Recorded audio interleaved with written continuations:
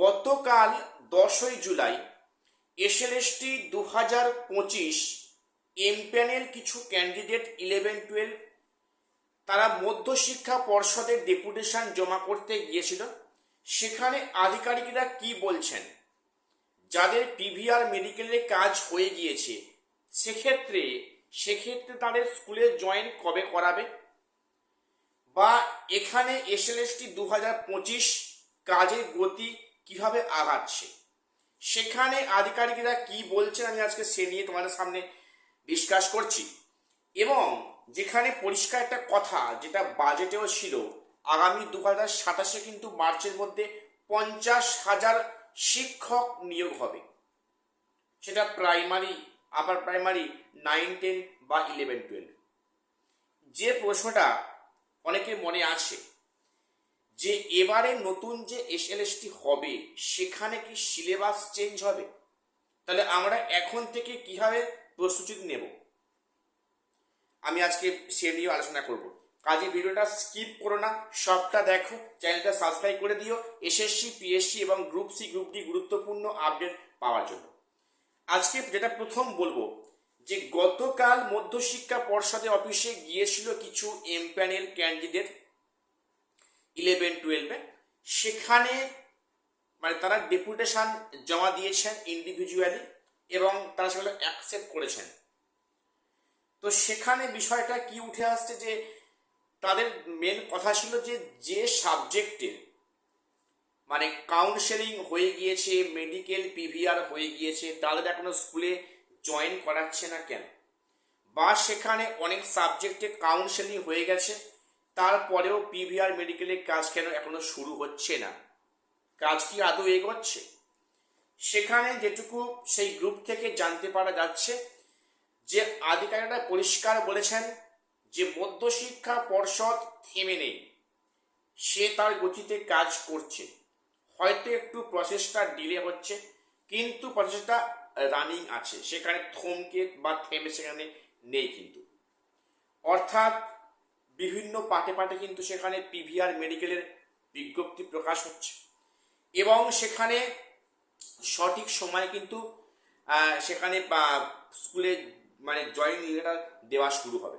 এবং পরিষ্কার ওনাদের বক্তব্য যে কোনো সোশ্যাল মিডিয়া না ফলো করে দয়া করে মধ্যশিক্ষা পর্ষদের ওয়েবসাইট তারা রেগুলার ফলো করে, সেখানে ডিটেলসে আপডেট দিয়ে দেওয়া হবে, বিভ্রান্ত হওয়ার বা ভয় পাওয়ার কোনো দরকার নেই।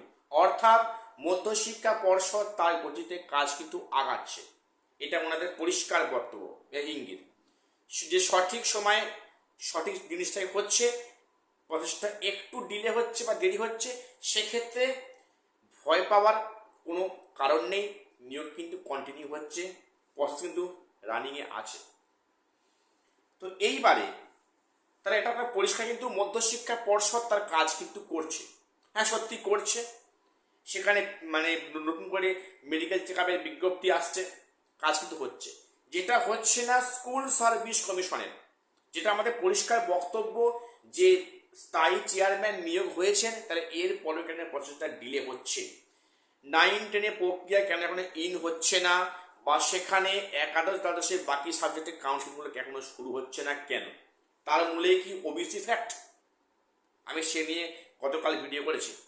তো আজকে এরপরে বলবো যে গতকাল কিন্তু রাজ্যের মুখ্যমন্ত্রী পরিষ্কার বলেছেন যে 2027 মার্চের মধ্যে কিন্তু 50,000 শূন্য পদে শিক্ষক নিয়োগ হবে। শিক্ষক নিয়োগ মিন্স প্রাইমারি, আপার প্রাইমারি, 9-10 এবং 11-12। হয়তো সেখানে হয়তো প্রাইমারি শিক্ষা বেশি থাকবে কিন্তু নিয়োগ হবে। এটা এসএলএসটি 2025 কিন্তু বাদ দিয়ে বলা হচ্ছে।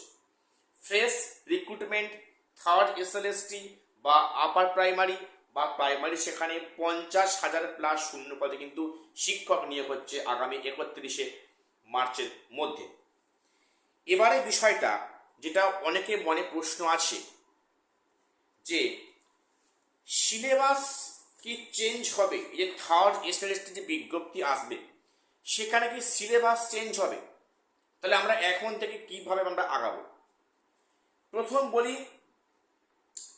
মেন্স সাবজেক্টের সিলেবাস হয়তো কিছুটা হেরফের হবে, সিলেবাস কিছু চেঞ্জেস আসবে, সম্ভাবনা আছে, তবে সেটা শিওরলি এখন এই মুহূর্তে বলা যাচ্ছে না। তবে হ্যাঁ, একটা সিলেবাস কিন্তু চেঞ্জ কিছুটা আসবে। এইবারে আমরা যদি মনে করি যে সিলেবাস এলে আমরা তবে পড়া শুরু করব, খুব বড় ভুল করছি। কেন না, কোনো সাবজেক্টে কিন্তু মাদার সাবজেক্টে কখনোই সিলেবাস 100% চেঞ্জ হয় না।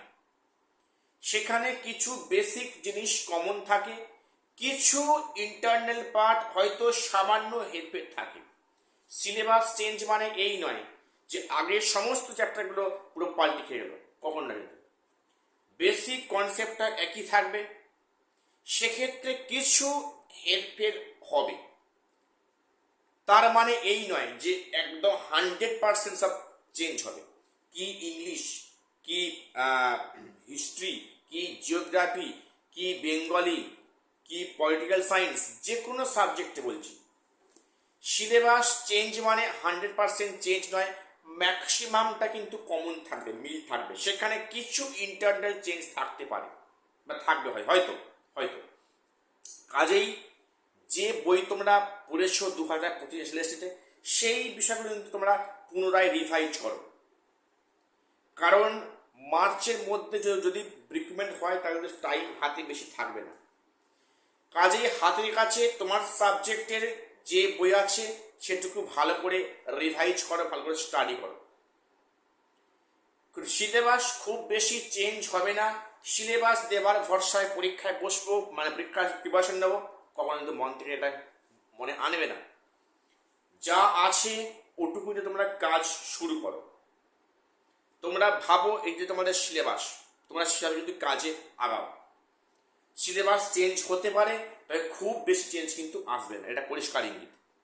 এইবারে যে বিষয়টা যে তাহলে 2025 এসএলএসটি নিয়োগ হচ্ছে, তো অবশ্যই হচ্ছে, কোর্টের নির্দেশে মানে এ নিয়োগ 100% দিতে হবে। এটা কোর্টের নির্দেশে কিন্তু পরীক্ষা হচ্ছে, 100% এখানে নিয়োগ কিন্তু হবে, এ বিষয়ে কোনো সন্দেহ নেই। কাজেই তোমরা প্রস্তুতি কিন্তু নাও। যারা এবারে ডাক পাওনি বা ভাবছো আমার হবে না, তোমরা এখন থেকে কিন্তু নেক্সটের জন্য প্রস্তুতি আরম্ভ করে দাও। 2027 কিন্তু মার্চের মধ্যে পুনরায় বিজ্ঞপ্তি দিয়ে শিক্ষক নিয়োগ হবে, এ বিষয়ে কোনো সন্দেহ নেই। তো আজকে অনেক কথা বললাম, এটুকুই আজকে আপডেট এই মুহূর্তে দেওয়ার ছিল। চ্যানেলটা সাবস্ক্রাইব করে দিও। প্রত্যেকে ভালো থেকে সুস্থ দেখো, দেখা হচ্ছে পরে।